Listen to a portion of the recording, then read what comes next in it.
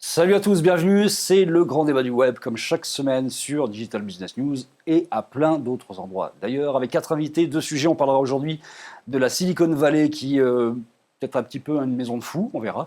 Et puis on parlera également des drones grand public, y a-t-il un vrai marché? On a 4 invités comme chaque semaine pour parler pendant 26 minutes de ces 2 sujets et d'autres choses.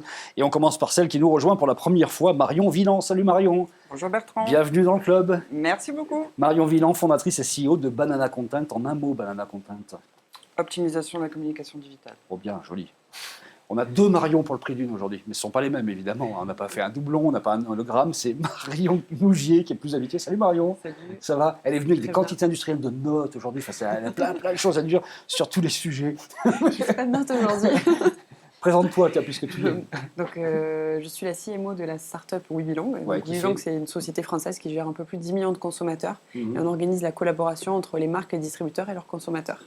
À côté, Julien Jacob. Salut Julien. Salut. Toujours WeFlash. Toujours WeFlash. Ouais. En 3 mots.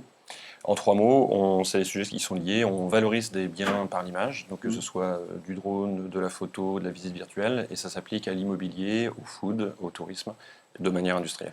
Et le retour du grand barbu de cette émission, j'ai nommé Eric Dupin. Salut Eric. Salut Bertrand. Tu vas bien? Ça va Ça fait un bien. petit moment que tu n'étais pas venu nous voir. Ah oui, ça fait un moment. Ah, ça commence à te manquer, moi commence à aussi, dater. Oui, donc, mais ça me manque toutes les semaines à chaque fois que je vois l'émission. C'est vraiment terrible. devenu une drogue. C'est un problème d'agenda vraiment, mais je suis très content d'être là. Toujours Presse Citro, évidemment. Oui, Et puis Dronestagram également, parce que Dronestagram, on aura l'occasion d'en parler tout à l'heure avec les drones. bien sûr. Tu me rappelles ce que c'est que Dronestagram? Instagram, c'est une plateforme de partage de photos et de vidéos par drone pour les particuliers et les professionnels et qui va évoluer dans les prochains jours vers une plateforme de service. Et qui est vraiment au niveau international, qui s'est positionné vraiment très très vite, tout de suite, comme étant la première plateforme du genre un gros succès.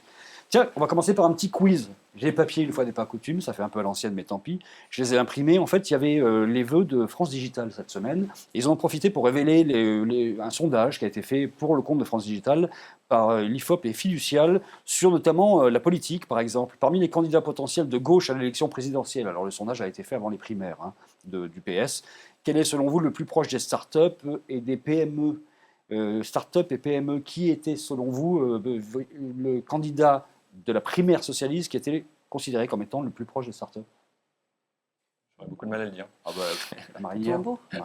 Marinière. Oui. Tu t'as dit, Oui, chez la vous, marinière. tu t'as dit chez vous la marinière. Arnaud Montebourg, voilà, devant Mais Manuel Valls. quand on a vu ce qu'il a fait sur certaines startups avec le gouvernement, on se dit que c'était pas forcément le Bon, bon en même choix. temps, je vous avoue que c'est vrai que c'est assez bizarre de sortir ça après la primaire, sachant qu'il a déjà été éliminé, mais en même temps, ça donne une indication. Et donc, Valls était en 2e et Hamon en 3e. Et puis, êtes-vous tout à fait plutôt ou pas du tout d'accord avec chacune des phrases suivantes? Les startups françaises donnent une bonne image de la France à l'international. Quel pourcentage, selon vous, les Français disent oui, les startups donnent une bonne image de la France à l'international? Je sais Fourchette, pas, mais fourchette, oui. idéalement 100%. 87%, Voilà. c'est pas mal quand même, hein, c'est une bonne image. Les banques ne font pas assez confiance aux startups françaises. Combien de Français trouvent que c'est vrai ça, hein? 90%. 86%, pas mal. Hein? La sortie de la crise viendra d'une plus grande confiance accordée par les dirigeants politiques aux startups. 86,5%. 6%. Non, c'était 73% pour ce truc-là. Et puis, il y a autant de startups créées en région qu'à Paris. 57% disent oui. Ce qui n'est pas exactement le cas, à mon avis. Ouais. C'est quand même surdimensionnement de startups. 10 000, je crois, sur l'Île-de-France, largement. Un créateur de start-up pourrait être un bon président de la République pour combien de pourcentage des Français? J'ai l'impression de faire un jeu, c'est un rêve de gamin. Là. C'est un truc de fou. Alors là, je dirais Hein 37%. Ouais, 30. Hein 37. 42% des Ah ouais, Français. c'est pas très bon. Et les mentalités sont en train d'évoluer. En même temps, c'est Ouais. pour le compte de France Digital, donc évidemment, il y a une sensibilisation forte au sujet. C'est pas chez les adhérents de France Digital. C'est pas chez les adhérents de France Digital, c'est chez les Français. Et c'est IFOP, a priori, qui a fait le boulot. Donc voilà. 42%. Bon, bah, de toute façon, ce que c'est sûr, c'est qu'on n'aura pas un président qui s'y connaît en start-up. On n'aura toujours pas d'ailleurs un président qui a un ordinateur sur son bureau, ça je peux vous le parier, parce qu'on n'est pas prêt d'en avoir un qui soit connecté. On parle de la Silicon Valley. Est-ce que c'est une maison de fous? L'idée qui est venue un petit peu d'un sujet qui est sorti sur Slate, un article de Slate du 21 janvier, la Silicon Valley a-t-elle une vie sexuelle médiocre? C'était un peu le titre de cet article. En fait, ont montré que dans la Silicon Valley, qui est très très largement masculine, il y a beaucoup plus d'hommes que de femmes. En fait, les gars qui sont beaucoup de développeurs, puisque les loyers sont très chers, vivent entre eux, parfois même à plusieurs dans une chambre. Ça aide pas cette promiscuité, avoir la moindre vie sentimentale, privée, individuelle, et qu'eux, ils sont dans un espèce de délire qui fait que finalement, explique une prostituée de là-bas de San Francisco, c'est un peu comme lors de la ruée vers l'or au 19e siècle. En fait, il y a beaucoup de prostituées. Et finalement, les hommes sont là pour chercher de l'or, ou l'or numérique pour le coup. Et puis, il y a cette histoire aussi de l'ayahuasca. Vous connaissez ça, l'ayahuasca, hein? Ça fait rêver. C'est bien. Toi, je suis sûr que t'en as pris, toi. Moi, Ouais, non, mais ça se voit. ça se voit dans mes yeux. L'ayahuasca, c'est une espèce de drogue. En fait, son truc, c'est la liane des morts. En fait, ça vient d'Amazonie. Et alors, c'est une espèce de révélateur. Et il y a des gens qui disent que l'ayahuasca, là-bas, on prend ça comme on prend un café, ce qui est un peu exagéré, mais c'est vrai qu'il y a quand même toute une démarche aujourd'hui qui est assez différente dans la Silicon Valley. Alors que si c'est autant concentré que leur café, il n'y a pas de grand danger. Il n'y a pas de grand danger. Ça, c'est vrai. Ça, Celui c'est qui vrai a aussi. découvert, c'est quand même, celui qui avait découvert toutes les drogues les plus dures, donc c'est quand même quelque chose d'extrêmement violent. Rappelons quand même que Steve Jobs avait dit qu'il avait pris du LSD quand il était jeune, que Bill Gates aussi s'était un peu défoncé. Donc ça fait partie de la culture de la Silicon Valley. Mais enfin là, apparemment, il y a des pratiques dans la Silicon Valley. Marion, peut-être, on commence par toi. Tiens. Est-ce que tu penses que c'est une maison de fous, la Silicon Valley, d'une certaine façon? Ceci étant dit, si on doit résumer ça à la drogue et la prostitution, je pense que tous les secteurs, tous les milieux et toutes les zones du monde Sujet sont suivant, des elle vient de maisons balayer. Non, mais c'est certain. Enfin, la drogue et la prostitution. Non, mais à un moment c'était donné. juste un Oui, prétexte pour dire moi, qu'il y a... personnellement, le côté maison de fou, je pense que c'est plutôt une concentration de talent. C'est quelque chose d'hyper positif qui fait Ouais. avancer le monde. Ce qui n'est pas antithétique. On Voilà, peut tout être à fou fait. et talentueux. Maintenant, mais, voilà, c'est plutôt, de toute façon, la frontière entre la folie et le talent ou le génie Ouais. est peut-être assez fine. Donc, non, moi, c'est quelque chose plutôt qui m'excite, que j'adorerais aller voir, que voilà, c'est quelque chose d'hyper Moi, je prometteur. te sens prête pour l'ayahuasca. Hein. Ah ouais, Vraiment, à non, fond, pas les- de souci, hein. il n'y a pas de problème. Mais non, moi, je vous vois plutôt ça comme une communauté de gens, de développeurs certes, mais qui veulent faire avancer le monde. Donc, Eric, tu vas souvent là-bas, toi. Moi, le sujet. Vraiment, le sujet de la folie, c'est dans l'ensemble. Oui, bien sûr, Voilà, bien sûr. c'est pas. Mais, ça, c'est anecdotique. Hein, Le vraiment. sujet est vraiment passionnant parce qu'il y a tellement de choses à dire et qui remontent tellement loin. Moi, je suis assez mitigé maintenant sur la Silicon Valley. Évidemment, on est tous attirés par cette espèce d'Eldorado de la créativité, de l'inventivité, de l'entrepreneuriat, etc. Si on gratte un peu, le revers de la médaille, effectivement, n'est pas aussi reluisant, j'ai l'impression, pour y avoir séjourné quelquefois, avoir fréquenté, rencontré des gens. On retrouve ce côté un petit peu très quand même finalement ascétique, un peu mormon des Américains, cette Amérique blanche protestante, assez C'est pas cool, la rigoriste. Silicon Valley. Non, C'est pas pas du du tout C'est pas cool, si hein. cool que Ouais, ça. Du tout. Et finalement, moi, d'après ce que j'ai pu voir, on bosse beaucoup, on crée beaucoup, on gagne beaucoup d'argent, mais on se fait chier en fait. Et j'ai l'impression que les gens, à partir de 19h, ils n'ont pas de vie, quoi. Heureusement qu'il y a l'ayahuasca là pour. Ouais. Alors là, par contre, moi, j'ai vu les effets, ça fait pas du tout envie. Je goûterai pas l'ayahuasca. Moi, je préfère rester au café dégueulasse de Starbucks. Mais c'est vrai que c'est étonnant. Moi, j'ai bossé pendant 10 ans pour ZDNet quand on s'est connu pour une boîte américaine, et notre premier patron était new-yorkais, et notre deuxième patron était ZDNet avait été racheté par CNET, et notre deuxième patron était côte ouest, donc San Francisco. Lequel était le plus cool Et d'ailleurs justement, c'était le juif new-yorkais qui était quand même vachement plus cool que l'autre. Les New-Yorkais sont plus cool. Alors que les gens de Silicon Valley, après, moi, quand même. pendant 10 ans, j'y allais à peu près 2 fois par trimestre. Au début, c'est génial, on trouve ça, mais c'est un système extrêmement policé, mais d'une violence extrême derrière. C'est-à-dire qu'il y a juste un exemple sur le fameux fail-early, fail-often. Ce qu'ils disent pas, c'est que tu peux te planter sur des petites choses, mais si tu te plantes sur des grosses choses, c'est juste rayé de la carte à vie. Donc il y a un côté très, on est cool, on peut avoir des échecs parce qu'on apprend de ces échecs, etc. Mais derrière, c'est quand même très très dur. Et donc, il y a les développeurs notamment, il y avait je ne l'ai pas vécu, mais c'est dans un article que j'ai entendu ça, des développeurs qui racontaient qu'ils fumaient des cigarettes, donc du vrai tabac, en travaillant pour se donner une addiction au travail. Donc, ils fument en travaillant, ce qu'on n'imagine plus aujourd'hui. Voilà.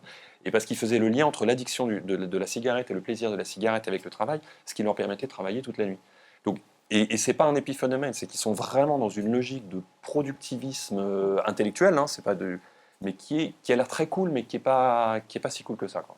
Marion. Moi, je suis assez d'accord avec ce que tu dis. Par contre, dire que c'est des fous, entre guillemets. Non, mais c'était un provocateur, évidemment. Dire que c'est évidemment. fou, je pense qu'en fait, le phénomène, il se reproduit aussi un peu en Europe et aussi, Dans le web aussi français. dans le web français. Mhm. Et dans l'article que tu cites, il y a un entrepreneur français qui dit s'être drogué qui vit aussi en colocation avec d'autres développeurs, etc. Donc, Ah, c'est vrai que- ils sont très focus, je pense, sur le business, sur qu'est-ce que la Silicon Valley peut leur apporter. Et ils oublient un petit peu leur vie personnelle.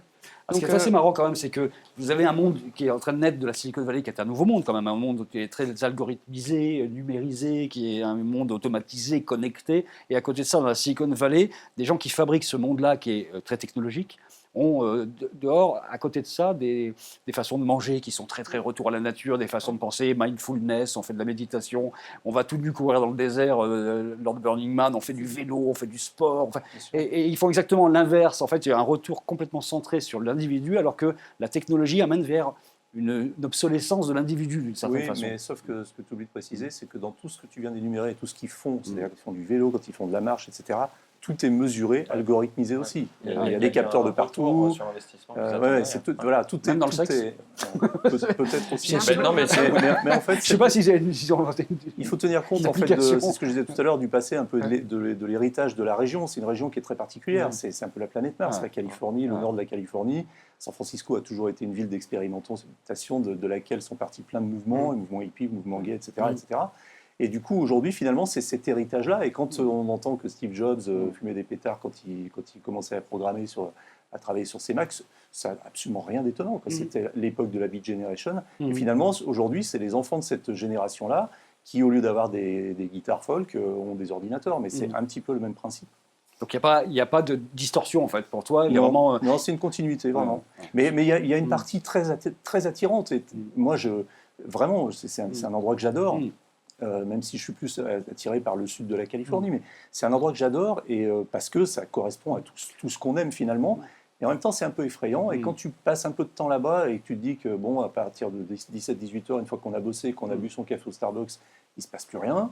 Il y a très peu de vie sociale. 18h, c'est l'heure où les devs commencent à bosser. Hein. Donc, parce que... Oui, mais tu sais, c'est pas toujours très bien vu de travailler très tard non plus. Ouais, Alors, ouais. hein, tu sais que si Ouais. tu travailles trop tard, si Ouais. tu fais pas 9 to 5, tu passes pour quelqu'un qui est un glandeur au travail et qui n'est pas productif. Donc, Mais c'est vrai que ce qui est étonnant à la différence des générations précédentes, c'est que là, il y a une vraie ruée vers l'or et qu'il y a le phénomène d'argent, de richesse potentielle qui est là et qui fait que tout le monde est dans une logique d'extrême efficacité qui fait que, on le voit aussi sur les boîtes, les Google, les Facebook, etc. Le fait qu'ils aient des locaux absolument formidables, qu'ils aient des cantines gratuites, qu'ils aient tous les avantages de la planète, c'est quand même bizarre. C'est qu'on se dit que quand on a besoin d'en faire autant de ce côté-là, c'est qu'à l'intérieur, ça se passe quand même pas très bien. Et c'est pas des boîtes où il fait bon vivre. Et les stock options, par exemple, qu'on appelle les menottes d'or à la Silicon Valley, c'est clairement que on reçoit tellement de stock options qu'au bout d'un moment, on ne veut pas partir, pas parce qu'on est bien dans la boîte, mais parce qu'on a un est gros peu package à la coincé. fin. Quoi. C'est un peu ça l'idée. Et il y a l'autre phénomène qui est quand même la représentation des femmes. Mario, il y a peu de femmes dans la Silicon Valley quand même. Dans les boîtes, les devs sont surtout des hommes. Donc c'est un monde très masculin, celui de la Silicon Valley. Et on va reparler avec les drones d'ailleurs tout à l'heure pour le coup. Mais c'est un monde très masculin, non ? Oui, c'est un monde très masculin, c'est un monde de développeurs. À la base, c'est toujours la même question. On a toujours, même dans l'high-tech, même dans l'IT, aujourd'hui, c'est un monde d'hommes. Et petit à petit, je pense que les choses évolueront avec des associations de femmes pour le développement et autres. Mais bon, pour l'instant, c'est vrai que c'est très, très masculin. Et je pense que la révolution est en marche, mais jusqu'où elle ira dans ce milieu-là, je ne suis pas sûr qu'elle y arrive. Il y a du boulot. Ouais. Deuxième sujet de ce grand débat du web, on reparlera justement aussi des femmes dans ce sujet-là. Y a-t-il un vrai marché grand public pour les drones ? Pourquoi est-ce qu'on pose la question ? Tout simplement parce que Parrot, qui est le géant français, la boîte un peu emblématique et qui vraiment a commencé à investir le marché des drones grand public, a annoncé une séparation de 30% de ses effectifs assez récemment, avec un chiffre d'affaires en baisse lui aussi de quasiment 30% sur ce secteur-là en 2016. Pourtant, ça va très bien sur les drones professionnels, qui est un marché en pleine expansion. Sur le drone grand public, apparemment, ça se tasse un tout petit peu. Qu'est-ce qui se passe là-dessus sur ce marché, au dehors du fait que c'est un marché qui est aujourd'hui complètement pensé, qui est en tout cas historiquement pensé pour être un marché adressé aux hommes. Qu'est-ce qui se passe sur ce marché-là ? Peut-être un mot d'Eric pour commencer, puisque tu connais vraiment le sujet pour être un fan de drones. Tu passes tes week-ends à tester des drones un peu partout, et tu fais des superbes images d'ailleurs, et puis il y a Drone Instagram. Est-ce que réellement il y a un marché pour les drones grand public, en dehors du petit drone à 300 € aujourd'hui qui satisfait plus grand monde ? Est-ce qu'on n'a pas voulu faire des choses un peu trop chères ? Alors moi, je pense, et je l'ai pensé il y a quelques années, qu'il y avait un marché grand public, sinon j'aurais pas créé Drone Instagram. Je continue à le penser, mais je pense aussi que jusqu'à présent, les fabricants se sont trompés. Donc ils ont voulu faire, et même Parrot, que j'apprécie par ailleurs, mais ils ont voulu faire pour le grand public des drones qui ressemblent trop à des drones de professionnels, à des machines de geeks, très très beau, qui sont chers, sophistiqués. Ça c'est bien, mais la sophistication c'est bien quand on la voit pas. Et ils commencent maintenant à changer un petit peu d'optique, à faire des machines beaucoup plus jolies, plus maniables, plus faciles à utiliser, et qui s'adressent probablement à une cible plus grand public et aussi plus féminine. Mais il y a eu plein d'erreurs. Enfin, on parle de 3D Robotics, ils ont fait une machine qui était censée avoir un système de suivi automatique, etc. Sauf que l'engin est gros, il est lourd, il est cher, il n'est pas beau, il ne donne pas du tout envie en fait. Et il est plutôt effrayant. Et ceux qui gagnent sont ceux qui suppriment ce côté effrayant du drone en faisant des machines plus jolies, de couleurs différentes, éviter de faire un gros machin noir qui ressemble à une espèce de gros scorpion. Un gros truc d'ingénieur quand même, c'est quand même Et ça. puis c'est des trucs de geek pour geek, donc là ça peut pas marcher. Mais le marché, le grand public, il est là. Au début, je disais, il y a 3-4 ans, je disais, le marché du drone aujourd'hui est à peu près où était le marché du smartphone au début des années 2000. C'est-à-dire avant l'arrivée de l'iPhone, etc. Le drone attend encore son iPhone, mais ça va se développer très vite. Ça restera un marché de niche, parce qu'il n'y aura jamais 5 milliards de drones sur la planète comme il peut y avoir 3 milliards de smartphones. Donc ça restera un marché de niche, mais un marché largement lucratif, et à condition que les fabricants fassent les machines qui correspondent réellement aux attentes du public, c'est-à-dire des choses faciles à utiliser, qui font des belles images, qui ne sont pas dangereuses et qu'on peut utiliser à peu près partout. 375 000 ventes en France en 2016, selon GfK, c'est pas mal. C'est un marché qui existe quand même, mais bon, ça se tasse un tout petit peu. Est-ce que Marion, tu as déjà eu envie d'utiliser un drone? Est-ce que c'est quelque chose qui t'est passé par la tête? J'ai envie de dire que pour moi, ça reste quelque chose c'est encore très masculin. Ouais. Je pense que c'est vraiment quelque chose où les femmes, nous, on a besoin, je pense qu'en tant que femme, on a besoin que c'est une réelle utilité. Voilà. Et bon, alors, Le il faut côté faire je vais voler faire son joujou à truc 40 pour aller ans, regarder. avec, Puis en plus, on est un peu bloqué par la législation, donc il y a les droits, on ne peut c'est pas vrai. faire voler. C'est surtout On les va en drones parler de ça. aujourd'hui, c'est de l'aéronef, donc c'est toujours en hauteur, donc on peut prendre une vision qui est énorme. Si c'est pour faire de la vidéo et de la photo, soit on est passionné de vidéo et de photo, et dans ces cas-là, oui, il y a un intérêt, mais aujourd'hui, pour moi, il n'y a pas une utilité. Si je devais l'utiliser aujourd'hui, il n'y en a pas d'autre d'utilité. Donc c'est un pour peu moi, comme si le marché, à ce les hommes niveau-là, partaient est avec leur voiture radiocommandée, faire les gugus sur un circuit, ce qui est une super activité, mais enfin ça n'a jamais été trop une activité de femme en fait. Voilà, super. ouais, Hein. voilà. Mais Pour pour moi, le- ça reste Au-delà de ça, en fait, il y a comme tu disais bien, il y a les drones, enfin les fabricants ont ciblé finalement un segment très précis qui sont un peu les geeks, les personnes qui veulent découvrir de nouvelles technologies ou qui ont une utilisation très précise. Je vais prendre des photos avec mon drone, je vais reconstituer des lieux, etc. Je ne Mais sais pas s'ils ont vraiment ciblé ou si c'est Non, simplement oui, le fait après, que mais c'est normal, ce c'est sont une des innovation, développeurs donc, mecs qui ont fait ça, qui ont fait un truc qui les amusait eux en fait. Non, mais comme, Voilà. comme dans la photo numérique, comme dans le smartphone, c'est ce qu'on appelle les early adopters. Bien sûr. Donc c'est ceux Comme qui sont au début. dans les PC au départ. Et voilà, c'est exactement. des Donc développeurs qui montaient leur après, PC. après, la vraie question, c'est que souvent, la définition même, que les early adopters, l'usage des early adopters n'est pas ceux du grand public. Et puis à la fin, il y a les laggards qui sont les ringards. Mais l'usage du grand public est jamais ou très rarement celui des early adopters. On le voit bien avec le smartphone et qui a été truffé de technologies, de logiciels, etc. Aujourd'hui, c'est juste un bel objet qui téléphone, qui fait des photos et on est revenu à quelque chose de très, très simple. Donc c'est vrai que dans le grand public, je pense qu'on n'a pas encore l'usage. Si c'est juste pour faire voler, c'est peut-être un peu limité. Mais on peut imaginer plein de choses, notamment, je sais pas, il y avait des casques de réalité virtuelle. Si on essaye un drone avec un casque de réalité virtuelle, déjà, on est dans un monde complètement différent. On peut imaginer des jeux avec des courses, avec, mais grand public, encore une C'est en fois. train de venir. C'est en train de venir, et ça, c'est effectivement pas encore là. Par contre, le vrai enjeu, tu en as parlé un peu, c'est sur le marché professionnel. Tu le vois aussi probablement, mais nous, sur WeFlash, on le voit sur l'usage du drone, notamment dans le secteur immobilier. Mais c'est absolument incroyable. Là, tu vois des images, d'ailleurs, c'est pas nous, mais en dehors des habitations. Ça c'est un Parrot. Et ça, c'est un Parrot. Et pour faire donc il y a évidemment prendre une maison en tournant autour. Et il y a aussi ce qu'on fait, c'est dans des plans 3D, en fait, se mettre à différents étages, faire un 360. Et en fait, ils réintègrent nos images dans du 360 pour mettre les fenêtres, parce que la 3D ne peut pas modéliser tout ce qu'il y a autour. Et là, il y a des usages dans le monde professionnel qui sont absolument incroyables. Alors est-ce qu'il y a des freins légaux? Parce qu'on sait Oui. qu'aujourd'hui en France, À Mais moins il d'être faut- au fin fond de la campagne comme et de tu l'as sortir dit, son drone comme le fait Eric, faut une qui sort de licence. Lyon et qui va dans la campagne sortir son drone, c'est pas évident. Il faut avoir quand même, passé le brevet théorique du LM, il faut demander des autorisations préfectorales, etc. Honnêtement, c'est pas si compliqué que ça. Finalement, la législation, elle existe et bon, il y a des délais. Évidemment, on peut pas faire n'importe quoi, mais c'est absolument pas impossible. Alors peut-être pas dans les grandes villes et peut-être pas au-dessus d'une école, mais en tout cas, c'est des choses qui se font et qu'on fait tout à fait. Ouais. Donc il y a une vraie demande aujourd'hui. C'est il y a des- incroyable. C'est en 6 mois, là, nous, on a vu la demande côté professionnel, B2B, qui est incroyable. Les Américains ont fait quelque chose d'assez intelligent, c'est que dans leur réglementation, qui s'est mise en place après celle de la France, et qui est probablement assez aussi restrictive, ils ont appliqué cette réglementation pour les drones les aéronefs à partir de 200 grammes. Ça veut dire qu'en dessous de 200 grammes, il n'y a pas de réglementation, on fait ce qu'on veut, où on veut. Il y en a des moins de 200 grammes. Bien sûr. Les tout petits, ah oui, les tout petits, Et oui. justement, du coup, les fabricants s'orientent maintenant sur des machines qui pèsent moins de 200 grammes et qui sont quand même très performantes. Alors la question après autour de la réglementation, c'est que de toute façon, quand on pratique le drone, on constate une chose, et c'est là, à mon avis, que ça va poser vraiment un gros problème au niveau de la réglementation, c'est qu'un drone léger, quand il est à partir de 50 mètres d'altitude ou 50 mètres, tu le perds de vue. Donc c'est absolument impossible de le voir ou de l'identifier.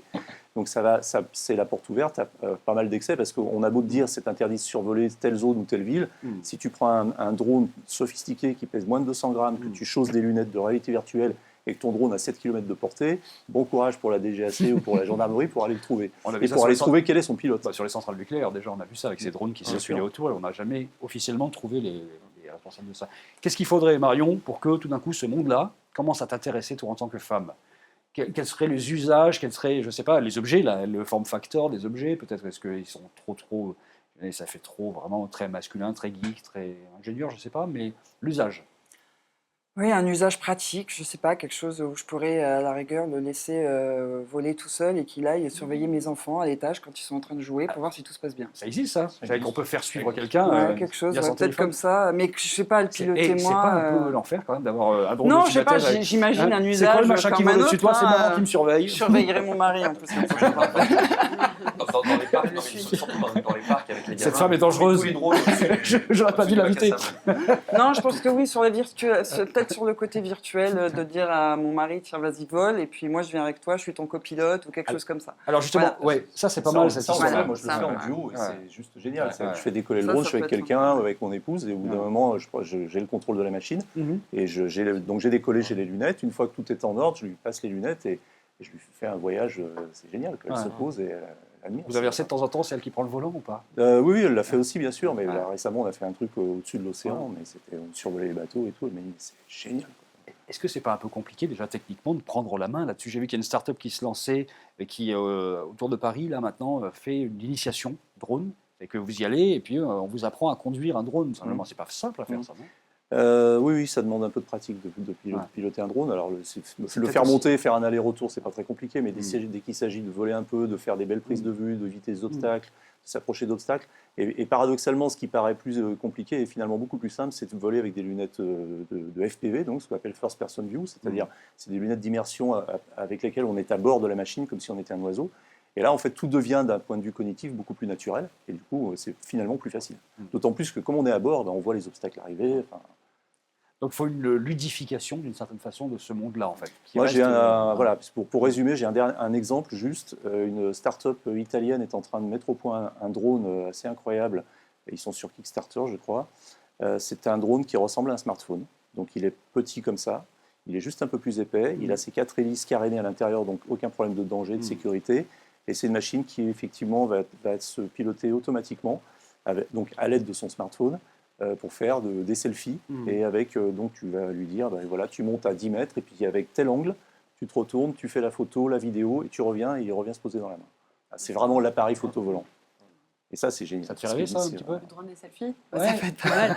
Non, mais en soi, ça peut être pas mal parce que du coup, c'est vrai que quand on organise je sais que quand on organise des événements, et notamment en extérieur, on fait de plus en plus appel à des drones pour filmer des lieux, pour filmer une assemblée, etc. Et c'est vrai, ce type d'objet, ça peut être beaucoup plus accessible en fait finalement. Voilà. Puis là, c'est joli, c'est ludique. Voilà, c'est ça. Puis dans quelques années, ça C'est aura smart, quoi. cette épaisseur et ce sera C'est aussi ça. un téléphone. Et C'est le puis, téléphone on qui, aura un téléphone. qui Je sais pas passe. s'il reviendra. Je sais pas si vous avez vu ces images de gars qui est C'est sur Quidditch, quoi, en un fait. lac gelé ou sur un champ avec de la neige en fait, se font tirer par un drone comme s'ils Oui. faisaient du kitesurf en fait. Oui. C'est une nouvelle utilisation avec un drone qui a 16 hélices en Pour un fait. sacré drone.